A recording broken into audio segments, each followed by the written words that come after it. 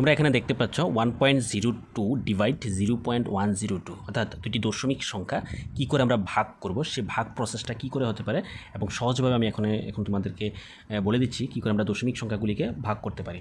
তো এখানে প্রথমে আমরা লিখে নেব 1.02 এখানে আছে 1.02 ডিভাইড 0.102।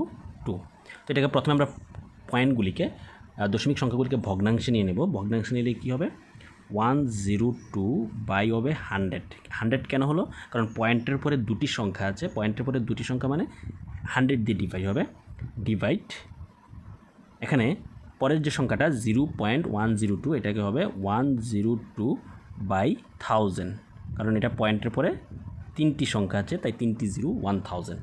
এখন আমি বাকিটা উপরে আমরা ক্যালকুলেশন করছি 102 ডিভাইড 100, ডিভাইড থেকে আমরা ইন্টু চিহ্ন দিয়ে দেবো। ডিভাইডকে যখন আমরা ইন্টু চিহ্ন দেবো তখন তার পরে যে ফ্র্যাকশানটা আছে সেই ফ্র্যাকশানটা রেসিপ্রোক্যাল হবে, অর্থাৎ অনন্যক হবে। অনন্যকটা কি?